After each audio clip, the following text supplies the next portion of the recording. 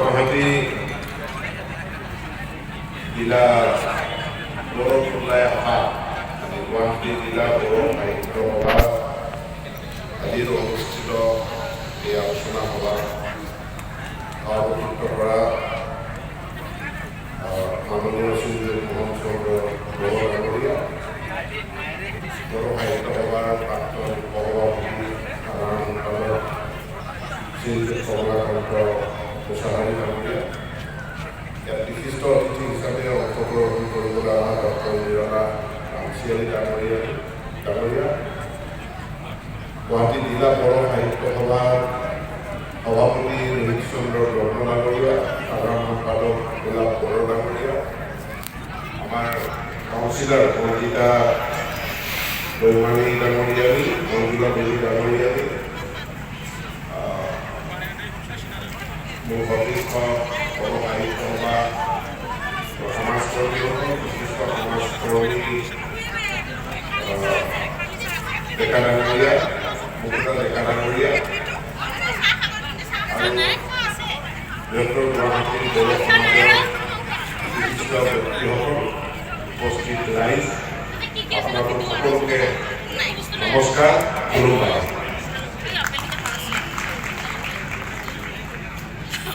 মই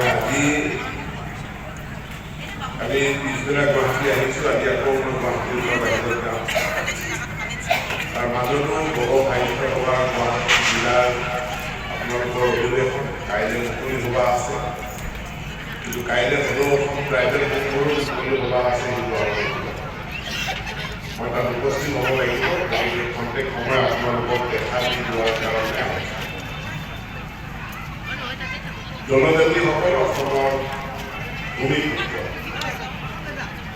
আদিবাসী, আৰু অসম মানে আমি গুৱাহাটীৰ বড়ো, কাৰ্বি, ৰাভা, তেওঁলোকে গুৱাহাটীৰ আদিবাসী। কিন্তু মানৱ জাতিৰ ইতিহাসত এটা বস্তু দেখা গৈছে, কিছুমান জাতি জনগোষ্ঠী যিসকলে আগতীয়াকৈ শিক্ষা আয়ত্ত কৰিছে, আগতীয়াকৈ টেকনলজি বা প্ৰযুক্তি আয়ত্ত কৰিছে, তেওঁলোকে বাকী পিছপৰাসকলক দমন কৰিছে, তেওঁলোকৰ মাটি কাঢ়ি লৈছে, তেওঁলোকৰ সম্পত্তি কাঢ়ি লৈছে। এই মানুহৰ বুৰঞ্জী মানে আগৰ যদি আমি পুৰণা বুৰঞ্জী চাওঁ, এই ঘটনাই ঘটি আছে। আমি এটা সময়ত হাবি জংঘল প্ৰকৃতিৰ মাজত আমি বসবাস কৰিছিলোঁ।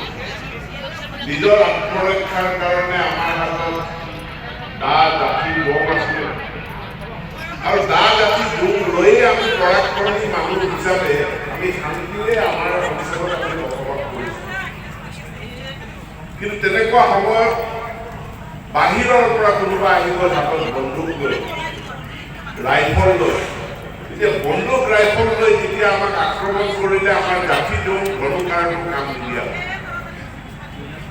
আৰু আমি আমাৰ ঘৰুকাৰ জাঠি জোং দি নিজক ৰক্ষা কৰিব নোৱাৰি আমি আমাৰ মাটি এৰি আৰু জংঘলত সোমাই যাব লগা হ'ল, পাহাৰত সোমাই যাব।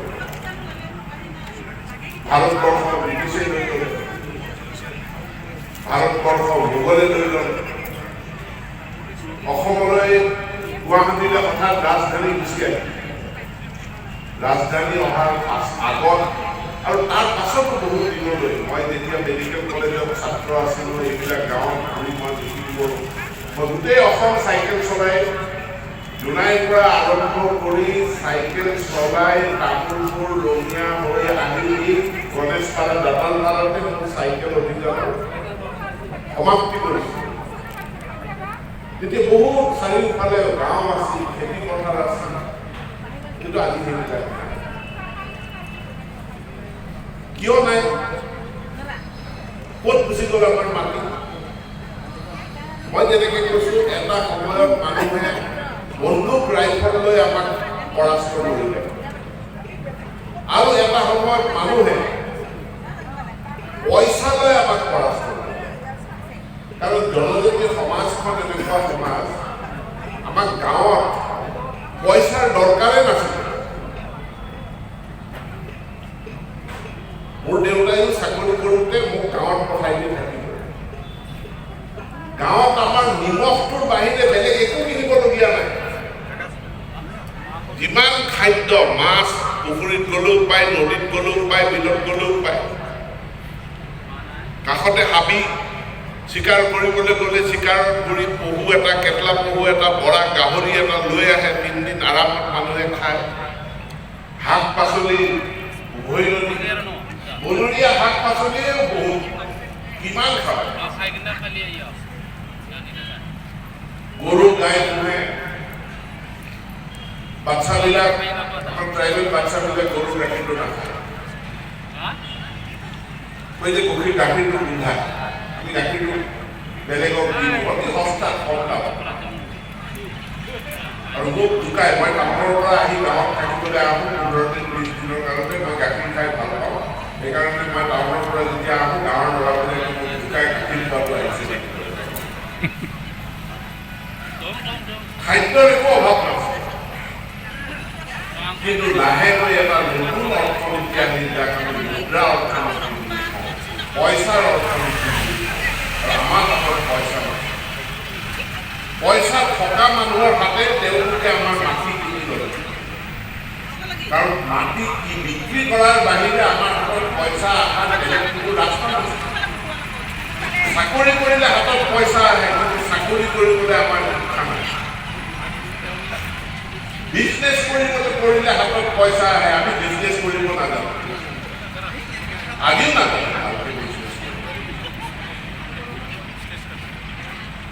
এটা সময়ত আমি বন্দুক আৰু ৰাইফলৰ হাতত হাৰি গ'লো, তাৰ পিছত আমি হাৰি গ'লো পইচাৰ ওচৰত, তাৰ পিছত আমি হাৰি গ'লো শিক্ষা নোহোৱাৰ কাৰণে। শিক্ষা আমাৰ আছিল, পহু কেনেকে মাৰিব লাগে এইটো আমি জানো, মাছ কেনেকে ধৰিব লাগে এইটো জানো, মেট্ৰিকত ষ্টেণ্ড কৰাটোৱে মাছ ধৰিব নাজানো। কিন্তু আমাৰ যিটো শিক্ষা আছিল, সেই শিক্ষাতকৈ আধুনিক আনুষ্ঠানিক বিদ্যালয়ৰ, মহাবিদ্যালয়ৰ পুথিগত যিটো শিক্ষা, সেই শিক্ষাটো আমাৰ আছিল। বাকী পৃথিৱীত জীয়াই থকাৰ কাৰণে আমাৰ শিক্ষা আছিল। অৰ্থাৎ নতুন শিক্ষাৰ প্ৰয়োজন জনজাতীয় সমাজত আহিলে, প্ৰযুক্তি আহিলে। আগত আমাৰ গাঁৱত ডাঙৰ ডাঙৰ মানুহ আছিল, ডাঙৰ কাঠৰ কুন্দা দি অকলে উঠাই দিয়ে। কিন্তু প্ৰযুক্তি আহিব যেতিয়া, ট্ৰেক্টৰ আহিলে, JCB আহিলে, এটা ট্ৰেক্টৰে যিটো কাম কৰিব পাৰে, JCBয়ে যিটো কাম কৰিব পাৰে, হকলেন লগাই যিটো কাম কৰিব পাৰে, আমি মানুহে দুখন হাতেৰে সেইটো কাম কৰিব নোৱাৰে।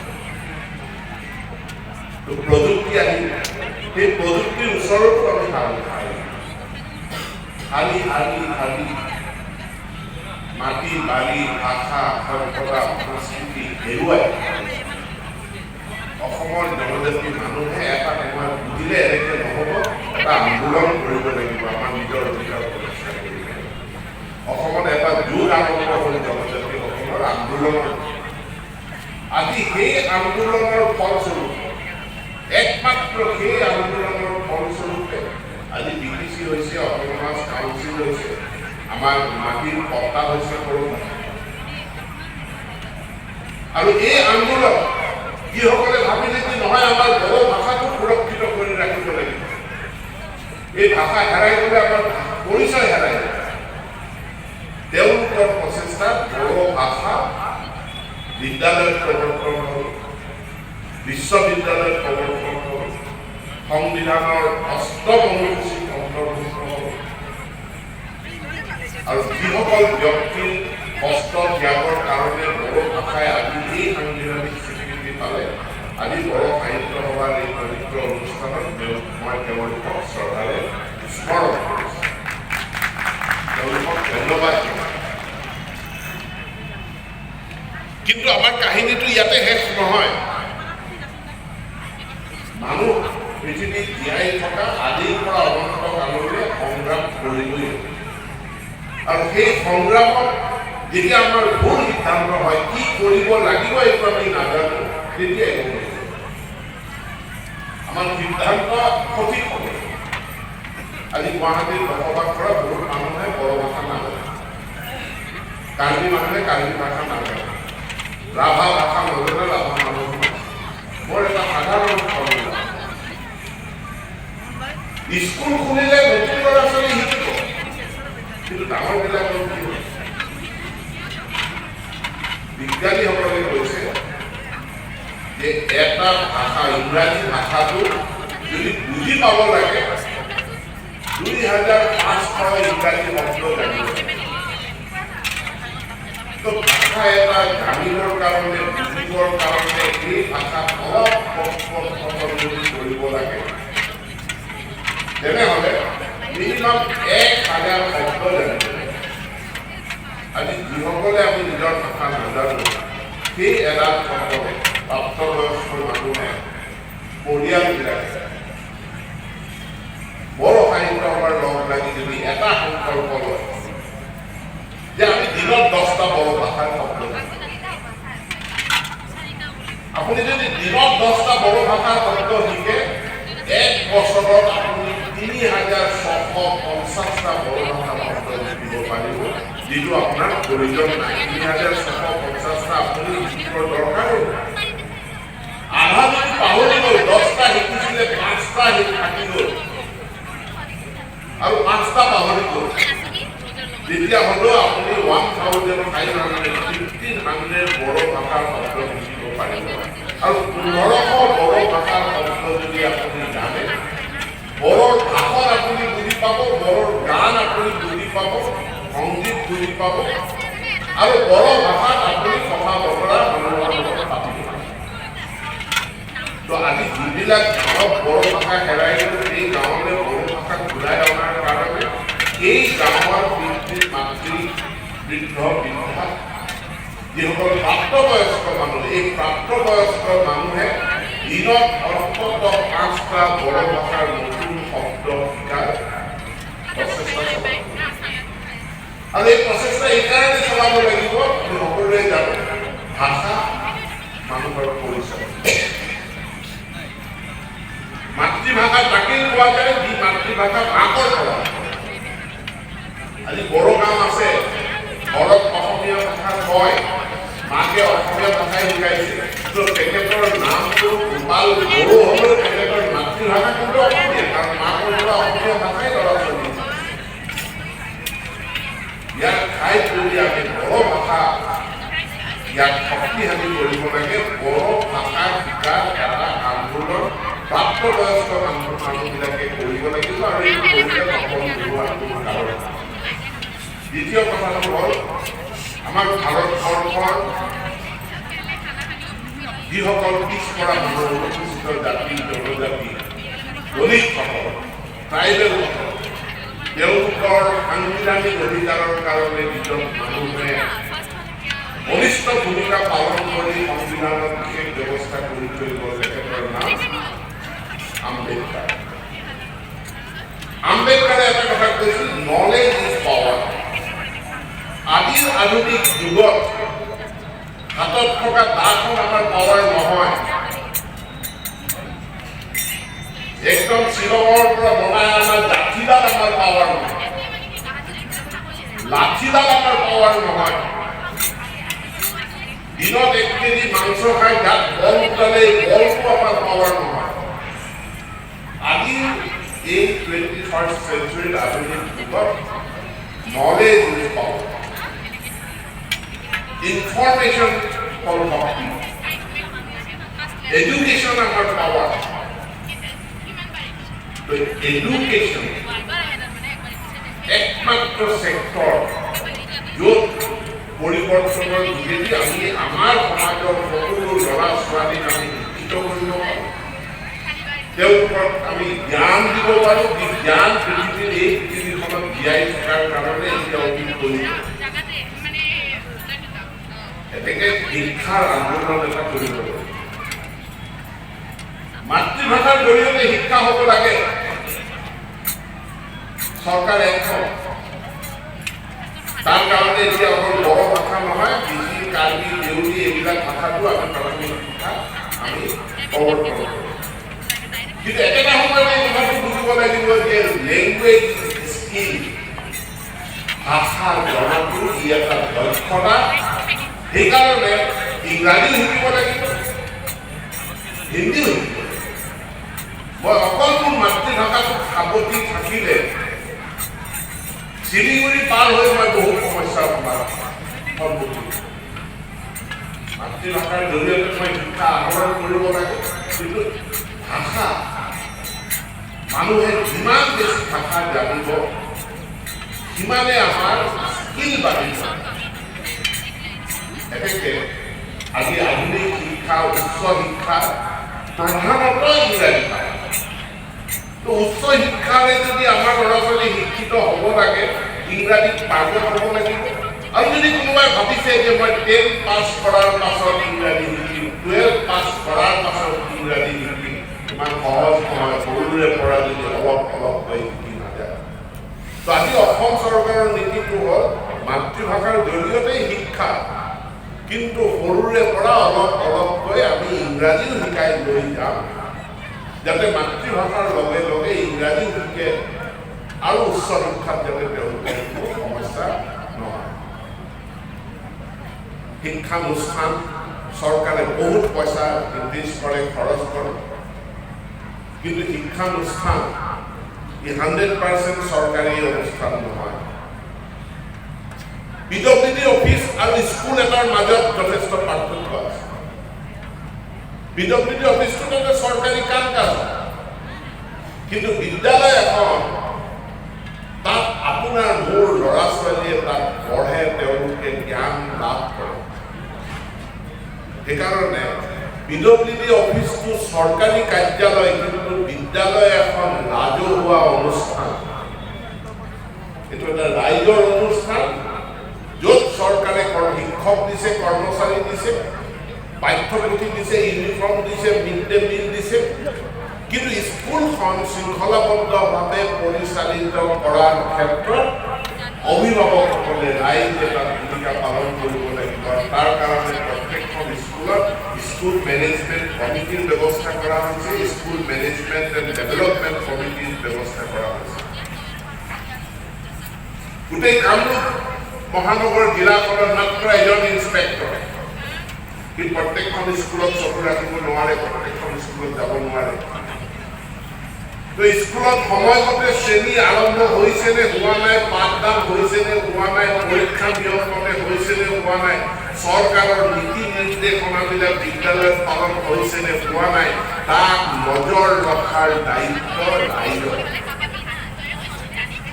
আৰু ৰাইজে যদি নজৰ ৰাখিব নোৱাৰে ৰাইজে যদি প্ৰধান শিক্ষকক নিয়ন্ত্ৰণ কৰিব নোৱাৰে ৰাইজে যদি শিক্ষক শিক্ষয়িত্ৰীসকলক নিয়মমতে পাঠদান কৰাব নোৱাৰে সেই স্কুলৰ পৰা আমি ভাল ফলাফল আমি লাভ কৰিব আৰু ফলাফল লাভ কৰিব নোৱাৰিলে আমাৰ ছাত্ৰ ছাত্ৰী আমাৰ ল'ৰা ছোৱালীবিলাক জ্ঞানৰ পৰা বঞ্চিত হ'ব ইনফৰমেশ্যনৰ পৰা বঞ্চিত হ'ব আৰু জ্ঞান ইনফৰমেশ্যন সেইটো হ'ল আধুনিক যুগত আটাইতকৈ পাৱাৰফুল অস্ত্ৰ আৰু সেই পাৱাৰফুল অস্ত্ৰৰ পৰা আমাৰ ল'ৰা ছোৱালী বঞ্চিত হ'ব আৰু আমাৰ ল'ৰা ছোৱালী বঞ্চিত হ'লে আমাৰ আৰু মাটি হেৰাব আৰু সম্পত্তি হেৰাব চাকৰিৰ পৰা বঞ্চিত হ'ম আমি ব্যৱসায়ৰ পৰা বঞ্চিত হ'ম আমি হাৰি যাম আমি এডভান্স মানুহৰ লগত ট্ৰাইবেল মানুহ আমি এই যুদ্ধত আমি হাৰি যাম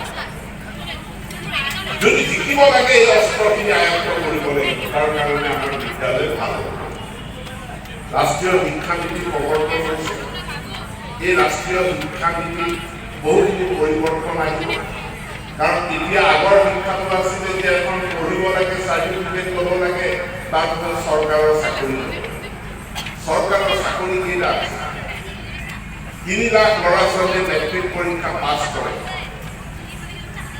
খুব বেছি 15,000 20,000 চৰকাৰী চাকৰি অৱস্থা ওলাই তাতকৈ বেছি নোলায় তাৰমানে 5% মানুহেও চাকৰি নাপায় এতিয়া বাকী 95% কি কৰিব বাকী 95% তেওঁলোকে বেলেগ কামত তাৰ কাৰণে নিজক উপযুক্ত কৰি তুলিব লাগিব আৰু তাৰ কাৰণে আমাক আমি প্ৰয়োজন স্কিল মানে কাম কৰাৰ দক্ষতা ট্ৰাকৰ ড্ৰাইভাৰ কিমান আছে কাঠ মিস্ত্ৰী আমাৰ কিমান আছে চুলি কাটা মানুহ আমাৰ কিমান আছে পকা ঘৰ বনোৱা ৰাজমিস্ত্ৰী আমাৰ কিমান আছে মই ধেমাজি জিলা মোৰ ধেমাজি জিলাটো দলং বনাবলৈ বিল্ডিং বনাবলৈ ধুবুৰীৰ পৰা লেবাৰ আমাৰ মানুহে আমি নাজানো তাৰমানে আমাৰ হাতত স্কিল নাই আমাৰ লগত দক্ষতা নাই কৌশল নাই আমি হাতৰ কাম আমি নাজানো এটা কাম কেনেকৈ কৰিব লাগে আমি নাজানো এইটো আয়ত্ত কৰিব লাগিব এখন বিদ্যালয়ৰ 100জন ল'ৰা ছোৱালী মেট্ৰিক দিব ফাৰ্ষ্ট ডিভিজন 5জনে পালে আমি গামোচা পিন্ধালো আৰম্ভ পিন্ধালো 2জনে মেডিকেলত চিট পালে আমি গাঁৱত বহুত ফূৰ্তি কৰিলো আমাৰ গাঁৱৰ পৰা 2জনে মেট্ৰিক পালে মেট্ৰিকত ফাৰ্ষ্ট ডিভিজন পালে আৰু মেডিকেলত চিট পালে 2জনে ইঞ্জিনিয়াৰিঙত চাট পালে এইটো আমি বহুত ফূৰ্তি কৰিলো কিন্তু মই আপোনাক মনত পেলাই দিব বিচাৰোঁ আপোনালোকক যে 100জনৰ ভিতৰত 2জন মেডিকেলত চিট পালে 2জন ইঞ্জিনিয়াৰিঙত চিট পালে 4জন গ'ল বাকী 96জন 96 বাকী 96জনৰ কি হ'ল আমি কোনো খবৰ নলওঁ আমি কোনো খবৰ নলওঁ বাকী 96 ক'ত গ'ল কি হ'ল 2জন মানুহ এখন গাঁৱৰ পৰা ডাক্তৰ হৈ এই গাঁওখনৰ পৰিৱৰ্তন আনিব নোৱাৰে আৰু তেওঁলোক ডাক্তৰ হৈ ওলাই যাব পঢ়িব ভাল কৰিব কলিকতা যাব কলিকতাৰ পৰা দিল্লী যাব দিল্লীৰ পৰা ঘূৰিয়ে নাহে কিন্তু গাঁৱত থাকি যাব 96জন এই 96জনৰ জীৱনৰ সফলতা বিফলতাৰ ওপৰত নিৰ্ভৰ কৰিব আমাৰ ৱাৰ্ডটোৰ আমাৰ গাঁওখনৰ উন্নতি কৰিব তাৰ কাৰণে এখন মহানগৰখনত জীয়াই থাকিবৰ কাৰণে মহানগৰখনত সফলভাৱে ছাকচেছফুলি আমি জীয়াই থাকিবৰ কাৰণে জীৱিকা নিৰ্বাহৰ কাৰণে এই বিদ্যালয় শিক্ষাৰ লগে লগে স্কিল এডুকেশ্যনটো লাগিব যিটো স্কিল এডুকেশ্যন বৰ্তমান দিয়াৰ কাৰণে আমি ৰাষ্ট্ৰীয় শিক্ষা নীতিৰ অধীনত কৰিব পাৰোঁ কিন্তু অকল বিদ্যালয় নহয় বিদ্যালয়ৰ বাহিৰত আমি আমাৰ সমাজখনক সেন্সিটাইজ কৰিব লাগিব ল'ৰা ছোৱালীক সেন্সিটাইজ কৰিব লাগিব স্কিল যদি আমি আয়ত্ত কৰিব নোৱাৰোঁ তেতিয়াহ'লে স্কিল মানে সেই স্কিলটো কেৱল কাঠমিস্ত্ৰী ৰাজমিস্ত্ৰী নহয় এতিয়া 21st century স্কিল বুলি কৈছে 21st century স্কিল কি কৈছে ক্ৰিটিকেল থিংকিং এইটো এটা স্কিল জটিল কথা চিন্তা কৰি সমাধান উলিয়াব পৰা এইটো মানুহৰ এটা স্কিল জটিল কথা চিন্তা কৰিব লাগিব অৰ্থাৎ মানুহক চিন্তা কৰাৰ কাৰণেও স্কিলৰ প্ৰয়োজন প্ৰব্লেম সলভিং জীৱনত আমি বিভিন্ন সমস্যাৰ সন্মুখীন হওঁ এই সমস্যাবিলাক কি কৌশলেৰে কি বুদ্ধিৰে কেনেধৰণে সমাধান কৰা যায় এইটো এটা স্কিল লিডাৰশ্বিপ যে নেতৃত্ব দিয়া 10জনক নেতৃত্ব দি কাম এটা কৰোৱা লিডাৰশ্বিপ এইটো এটা স্কিল গ্ৰুপত কাম কৰা এইটো এটা স্কিল বহু ভাষী বহু সাংস্কৃতিক প্লুৰেল সমাজ এখনত বসবাস কৰা আৰু তাত কাম কৰা এইটো এটা স্কিল কম্পিউটাৰ নহ'লে একোৱেই নচলে বহুত এটা কম্পিউটাৰ নাজানো আৰে মোবাইলতো আপুনি ব্যৱহাৰ কৰি আছে ফেসবুক কৰি আছে হোৱাটছএপ কৰি আছে আপুনি কিয় কম্পিউটাৰ নাজানো বুলি কৈছে মোবাইল ফোনটো এটা কম্পিউটাৰে তো আমি জানো কিন্তু তাক প্ৰণালীবদ্ধভাৱে চিষ্টেমেটিকলি আমি জানিব লাগিব ডিজিটেল এজ এই ইনফৰমেশ্যন টেকনলজিৰ যুগত ডিজিটেল এজত ডিজিটেল সকলোবিলাক কথা বতৰা জানিব নাজানিলে ঠক বহুতে ঠক খাইছে ফোন আহিছে ফোনত কিবা কিবি কথা পাতি বেংকৰ নম্বৰটো বিচাৰিছে অ'টিপিটো বিচাৰিছে অ'টিপিটো দিছে নাম্বাৰটো দি দিছে পইচা তাৰমানে আপোনাৰ এই পৃথিৱীত জীয়াই থকাৰ কাৰণে যদি আপুনি প্ৰয়োজনীয় যদিও টেকনলজি নাজানে, ইনফৰমেশ্যন আপোনাৰ ওচৰত নাই, আপুনি মই গ'ল খাম আৰু হাৰি তো আমি হাৰি যাব নোৱাৰোঁ। তাৰ কাৰণে এই আধুনিক পৃথিৱী 21st century জীয়াই থকা ইয়াত জীৱিকা নিৰ্বাহ কৰাৰ কাৰণে আমাক শিক্ষাৰ লগে লগে মানে পুথিগত শিক্ষা, টেক্সট বুকৰ শিক্ষাৰ লগে লগে আমাক হাতৰ বিদ্যা স্কিল আৰু মগজুৰ বিদ্যা, মগজুৰ স্কিল, এই দুইটাই স্কিল বুলি ক'লে কেৱল হাতটো নুবুজিব, কেৱল হাতৰ বিদ্যাটো নহয়, মগজুৰ বিদ্যাটো সেইটো স্কিল। চ' আমাক মগজুৰ স্কিল আৰু হাতৰ স্কিল এই দুয়োটা আমি আয়ত্ত কৰিব লাগিব। আয়ত্ত কৰিলেহে আমি এই আধুনিক পৃথিৱীখনত আমি বাকীবিলাকৰ লগত সমানে সমানে ফেৰ মাৰি পেলাই আগবাঢ়ি যাব লাগিব। চাকৰি বিচৰা মানুহৰ সংখ্যা বহুত বেছি, চাকৰি দিব পৰা মানুহৰ সংখ্যা বহুত কম। যিসকলে নিজে কিবা এটা কৰি আনক চাকৰি দিব পাৰিছে তাকেই এণ্টাৰপ্ৰিনিয়ৰ বুলি কয়। এই গণেশপাৰাত কোনোবাই যদি ভাতৰ হোটেল এটা খুলি, বাজেই হোটেল এটা খুলি পেলাই সি যদি তাত 6জন কৰ্মচাৰী ৰাখি দৰমহা দি আছে, সেই বাজেই হোটেল খোলা মানুহজন এণ্টাৰপ্ৰিনিয়ৰ। আৰু সেই বাজেই হোটেল খোলা মানুহজন হয়তো এজন ডাক্তৰতকৈও মহান কাম কৰি আছে। ডাক্তৰজনে মানুহক চিকিৎসা কৰিছে কিন্তু মানুহক চাকৰি দিব পৰা নাই। ইঞ্জিনিয়াৰ এজনে ক'ৰবাত চাকৰি কৰি আছে কিন্তু মানুহক এমপ্লয়মেণ্ট দিব পৰা নাই, চাকৰি দিব পৰা নাই। কিন্তু বাজেই হোটেল খোলা মানুহজনে কিন্তু 6জন মানুহক চাকৰি দি ৰাখিছে। কোনোবাই গেৰেজ এটা খুলিছে, কোনোবাই দোকান এখন খুলিছে। তো যিসকলে এই কাম কৰিছে তেওঁলোক হ'ল এণ্টাৰপ্ৰিনিয়ৰ। এই লোক এইসকল উদ্যোগী ব্যক্তি। তো আজিৰ তাৰিখত সমাজ এখন আগুৱাই যাবলৈ চাকৰি বিচৰা মানুহতকৈ চাকৰি দিব পৰা, এমপ্লয়াৰ সৃষ্টি কৰিব পৰা মানুহ বেছি সৃষ্টি কৰিব লাগে। আমি অসম চৰকাৰে বিভিন্ন ক্ষেত্ৰত যিসকলে আনক চাকৰি দিব পৰা এণ্টাৰপ্ৰিনিয়ৰ হৈছে তেওঁলোকক আমি পুৰস্কৃত কৰোঁ। বড়ো সমাজেও পুৰস্কৃত কৰক। যিসকল গুৱাহাটীৰ বৃহত্তৰ বড়ো সমাজৰ যিসকল ব্যক্তিয়ে আনক চাকৰি দিব পাৰিছে, যি কামেই নকৰক কিয়, ই হোটেলেই খোলক, ফাৰ্নিচাৰ দোকানেই খোলক, ক'ৰবাত কোৱাৰীয়ে কৰক, যিসকলে আনক চাকৰি দিব পাৰিছে, মই ভাবোঁ যে তেওঁলোকক একটা আৰম্ভ কিনাব লাগে যে ২৬ লোকক চাকৰি দিব পাৰে। আৰু এই এণ্টাৰপ্ৰিনিয়ৰসকলে ভৱিষ্যত, এই এণ্টাৰপ্ৰিনিয়ৰসকলে সমাজখনক আগুৱাই নিব।